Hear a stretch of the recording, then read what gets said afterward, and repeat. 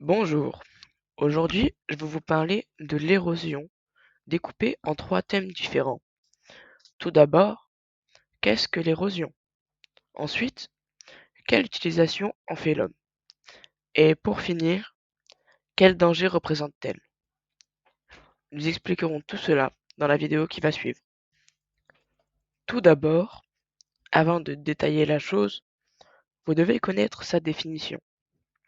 L'érosion est un mécanisme d'usure et de transformation des roches et du sol par des agents d'érosion tels que l'eau, le vent, la température ou le gel. L'érosion se déroule en différentes étapes.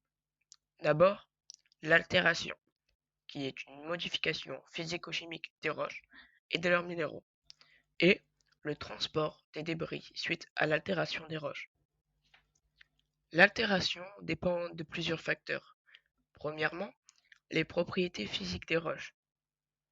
Par exemple, une roche cohérente comme le calcaire ne réagira pas de la même manière que de la marne qui, elle, est poreuse et perméable face à de l'eau. Deuxièmement, les propriétés chimiques des roches. Certaines roches, comme la marne, se dissouent face au dioxyde de carbone, mais résistent à une certaine quantité d'acide. Nous pouvons alors prendre l'exemple de la falaise d'Étretat, en Normandie, connue pour ses arches et son immense falaise à côté de l'océan Atlantique.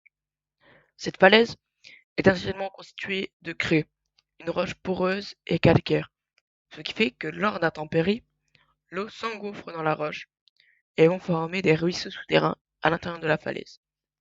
Et quand viennent les périodes de l'hiver et du printemps, l'eau gèle et crée des fissures qui vont entraîner des éboulements.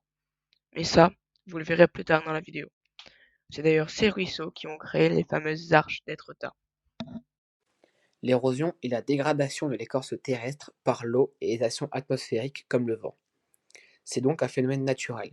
Cependant, l'homme l'utilise, cette érosion.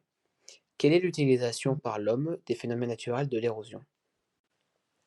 Eh bien, tout simplement à construire des bâtiments et des routes. En effet, grâce à l'érosion, des matériaux nécessaires à la fabrication de bâtiments ou routes sont produits, comme par exemple le sable, qui sert à produire du béton, et le verre des vitres, ou encore l'argile qui sert aux briques, aux tuiles. Mais comment l'érosion fait-elle pour produire ces matériaux? Prenons l'exemple du sable. Ce sont des cailloux qui sont dans la mer et qui, avec le roulement des vagues, vont être détruits en petits morceaux, qui eux-mêmes vont être détruits en petits morceaux jusqu'à former des grains de sable. Puis l'homme va venir et va prendre ce sable et va l'utiliser en le chauffant pour faire du verre. Il n'y a pas que l'eau qui est à l'origine de l'érosion, mais aussi les actions atmosphériques, comme le vent. Le vent va venir de manière naturelle réduire la forêt. Par exemple, une tornade c'est de l'air en tourbillon et va déraciner les arbres quand elle passera dans la forêt, et donc va réduire la forêt. Mais il y a aussi le feu. Le feu, quand il est accentué par le vent, il devient plus grand et il va donc brûler plus d'arbres et donc déraciner encore plus la forêt. Mais l'érosion peut être aussi artificielle, par exemple dans des carrières. La carrière de Gourdon, qui se situe à Grasse dans les Alpes-Maritimes, produit du sable, des gravillons. Et tout ça, bien sûr, artificiellement. C'est-à-dire que les humains vont casser des roches avec de l'eau à forte puissance pour former des gravillons et du sable. Et ceci va bien sûr nous aider à construire des bâtiments et des routes, comme on l'a vu précédemment. J'espère que ceci aura été compréhensible et clair. Je vous laisse maintenant avec mon collègue Valentin qui va vous expliquer les risques de l'érosion sur l'environnement et la terre. Les risques que représente l'érosion et ses impacts. L'altération hydromorphologique. L'érosion des berges ou du lit d'un milieu est en partie naturelle, mais elle peut aussi être la conséquence de travaux ou d'aménagements qui perturbent la stabilité du milieu. Dans ce cas, elle peut même altérer son fonctionnement naturel. Par exemple, l'extraction de granulats dans le lit d'une rivière crée une zone de plus grande profondeur. En réponse, l'érosion est susceptible de provoquer un creusement du lit en amont et en aval de la zone d'extraction. La rivière s'enfonce alors dans sa vallée, on parle d'une incision du lit de la rivière. Ce type de phénomène a de multiples conséquences pour le milieu et sa biodiversité. Il peut par exemple entraîner des pertes d'habitat ou provoquer la déconnexion de milieux entre eux suite à l'abaissement de la nappe.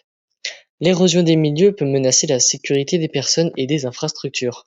Les bâtiments construits directement sur la rive d'une rivière peuvent subir des dommages si celle-ci recule. La stabilité des ouvrages de franchissement comme les ponts peut aussi être menacée en cas d'incision du cours d'eau.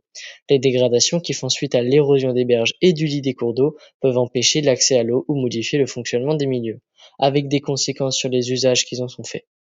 Par exemple, lorsque l'accès à la rivière n'est plus possible suite à l'érosion des berges, des usages comme la pêche de loisirs ou la navigation sont compromis. Mouvement de terrain. Le phénomène d'érosion se manifeste parfois par des mouvements de terrain. Il peut s'agir de ruptures de blocs de roches, d'effondrements, de coulées de boue, de lave torrentielle ou de glissements de terrain. Ces événements naturels, mais qui peuvent être accentués ou déclenchés par les activités humaines, provoquent une destruction locale et plus ou moins durable des espèces vivantes et des habitats naturels. Les mouvements de terrain représentent une menace pour les personnes et les infrastructures. En effet, ces événements peuvent être particulièrement dévastateurs et provoquer des dégâts matériels très importants sur leur passage, ainsi que des décès. Sur le littoral, c'est l'érosion côtière qui menace les zones construites près du rivage. Les habitations et les infrastructures construites à proximité du littoral voient leur intégrité progressivement menacée par le recul du rivage.